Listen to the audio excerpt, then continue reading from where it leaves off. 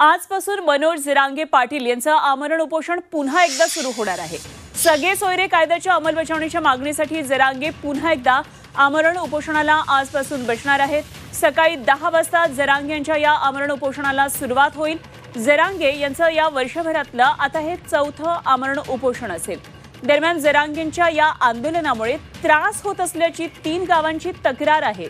तहसीलदार आणि जिल्हाधिकाऱ्यांकडे ही तक्रार आलेली आहे। त्यामुळे गोंदी पोलिसांनी जरांगे पाटलांच्या या उपोषणाला परवानगी नाकारली, मात्र तरी देखील जरांगे आपल्या उपोषणावर ठाम आहेत।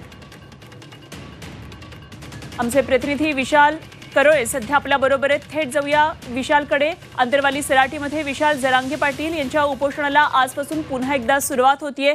निश्चितच वातावरण आता तापू लागलेलं असेल। काय नेमकं वातावरण दिसते अंतरवाली सराटीत?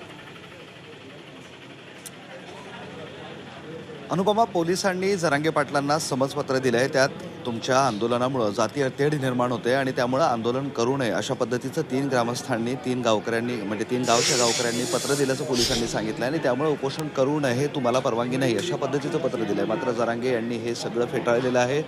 उपोषण मी करणार, हे उपोषण माझ्या मराठा समाजासाठी आहे, जीव गेला तरी बेहत्तर, पण या उपोषणातनं आता माघार नाही अशा पद्धतीचा पवित्र आता जरांगे पाटलांनी घेतलाय आणि थोड्याच वेळात अंतरवाली सराटी इथं या उपोषणाला सुरुवात होईल। अवघ्या काही मिनिटांनंतर जरांगे या ठिकाणी येणार आहे। आल्यानंतर सर्वप्रथम ते आपल्या स्टेज जिथे आहे तिथे या मंदिरात जातात। या मंदिरात देवाचं दर्शन घेतात आणि दर्शन झाल्यानंतर बाजूलाच तुळजाभवानीचं मंदिर आहे, महाराष्ट्राचं आराध्य दैवत, तिचं दर्शन घेतात आणि त्यानंतर त्यांच्यासाठी हा बनवण्यात आलेल्या खास स्टेजवर ते विराजमान होतील।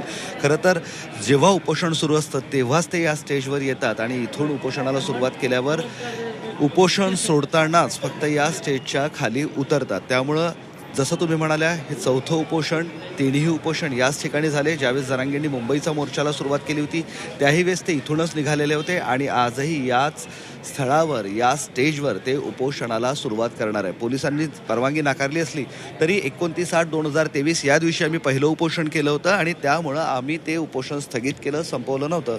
आम्हाला परवानगीची गरज नाही असं त्यांचं म्हणणं आहे। तुर्तास आपण बघतोय अंतरवाली सराटीमध्ये लोक जमायला सुरुवात झाली आहे। बाहेरून काही लोक इथे आलेले आहे। जरांगे पाटलांनी आवाहन केलं आहे की हा सगळा पेरणीचा काळ आहे, लोकांनी इथं येऊ नये, आपापली शेतातली कामं करावी। जरांगे समर्थ आहे मराठा आरक्षणाच्या लढ्यासाठी असं जरांगे पाटलांनी आवाहन केलं आहे। तरी सुद्धा लोक यायला सुरुवात झाली आहेत। दुपारपर्यंत इथं गर्दी होण्याची शक्यता आहे।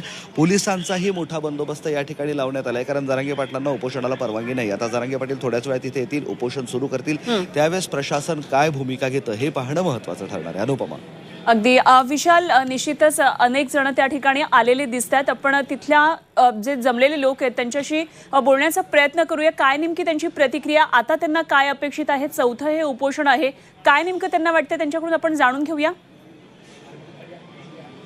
अगदी खरं आहे अनुपमा, मी जातो लोकांकडे तो आणि विचारतो त्यांना, कुठून आलायत तुम्ही सांगा मला?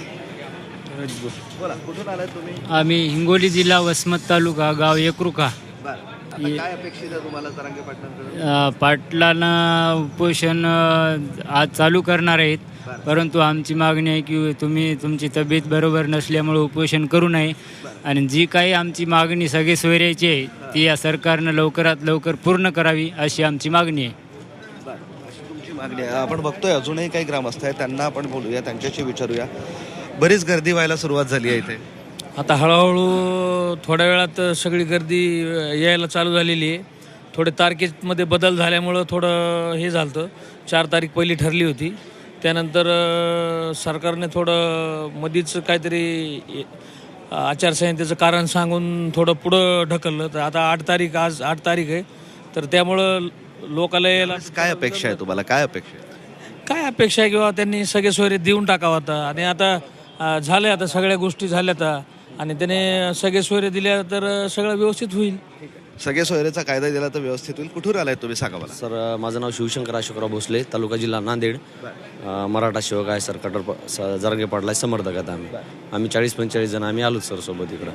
जरांगे पाटलाचा लढा 8-9 महिन्यापासून जसा चालू आहे तसा आम्ही त्यांच्यासोबतच आहेत। आमची मागणी एवढीच आहे साहेब की सरकारनं सगळे सोयरे अंमलबजावणी करावं आणि मराठ्यांचं पदरात जे आरक्षण आहे त्यांनी देऊन टाकायला पाहिजे। अगदी जे आता उपोषण बसणार आहेत पाटील, उपोषणाला बसण्याच्या अगोदर कायद्याची अनुपम, आपण बघतोय की सगळे सोयऱ्याचा जो कायदा आहे त्याची अंमलबजावणी करावी. पाटलांची तब्येत सुद्धा खराब आहे, वारंवार त्यांना उपोषण करायला लावणे अशा पद्धतीचं इथे आलेलं आहे या सगळ्या समर्थकांचं म्हणणं आहे. अनुपम, अगदी जरूर या सर्व घडामोडींवर विशाल लक्ष ठेवून राहा. अंतरवाली सराटीमधून वेळोवेळी आपल्याकडून या उपोषणासंदर्भातले अपडेट जाणून घेत राहू. तुर्तास धन्यवाद विशाल दिलेल्या या सगळ्या सविस्तर तपशिलांसाठी.